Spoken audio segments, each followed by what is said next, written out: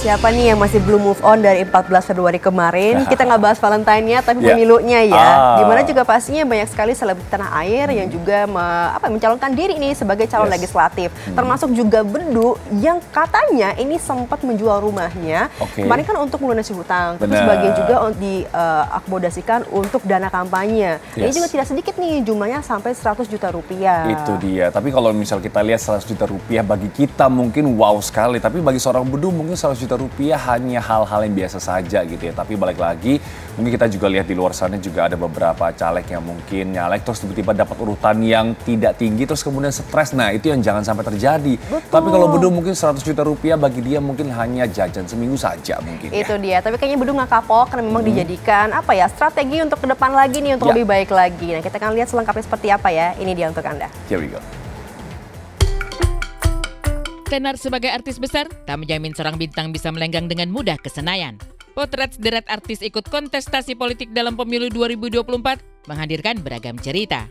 Ada yang sumbernya karena berpeluang besar menjadi anggota dewan, ada pula yang gigit jari karena suara mereka tidak seberapa meski sudah menggelontorkan dana yang tidak sedikit pula.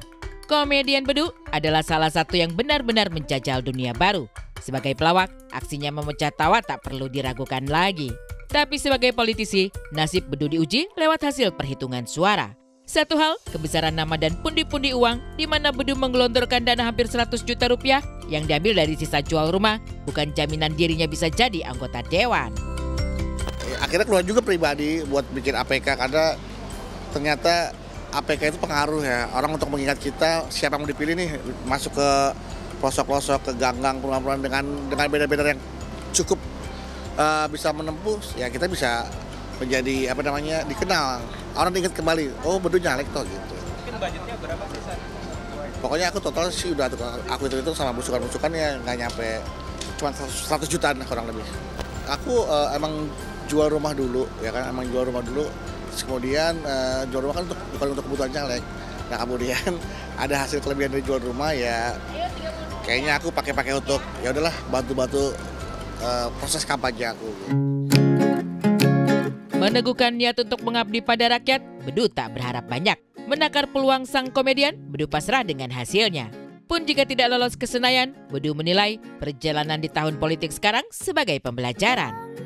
Dari awal juga sudah sudah pasrah dengan apapun keputusannya. Saya berserah diri kepada Allah yang Maha Kuasa ya, karena kita ini hanya bisa berusaha, berikhtiar dan berdoa. Sisanya jadi hak prerogatif Allah gitu aja. Ya anggap aja kita kuliah ilmu politik, kita kuliah ilmu komunikasi, bagaimana kita berkomunikasi dengan masyarakat. Anggap aja kita kuliah hubungan masyarakat atau apalah gitu. Anggap aja kita kuliah apa yang ada kaitan sama kebijakan publik lah, apa segala macam. Meski nanti Bedu harus menerima kekalahan dan gagal melenggang ke Senayan, tapi sang komedian tidak patah arang. Baginya, tidak ada istilah kapok dalam berpolitik. Bagi Bedu yang baru menyelami dunia politik, banyak strategi yang harus dipelajari. Kalaupun kita nggak terpilih, ya saya banyak pelajaran dari kontestasi politik ini, gitu kan. Kita bisa belajar bagaimana caranya kita belusukan, kita bisa keuntungannya jadi bisa ketemu banyak warga, bisa ketemu banyak masyarakat. Kita bisa tahu problematika yang ada di lapangan. Nah itu kan juga mahal, nggak murah. Artinya kita dapat pelajaran dari situ. Nggak ada kata kapok sih, cuman kita perlu perbarui strateginya kalau ingin lebih baik lagi ya. Tapi kan juga sekarang kan juga belum keluar keputusannya kan. Dan mudah-mudahan aja apa yang saya usahakan, apa yang saya kerjakan bisa dikonversi dalam bentuk lain oleh partai yang memang atau mungkin tim yang saya bisa terlihat kontribusinya untuk pemenangan paslon saya.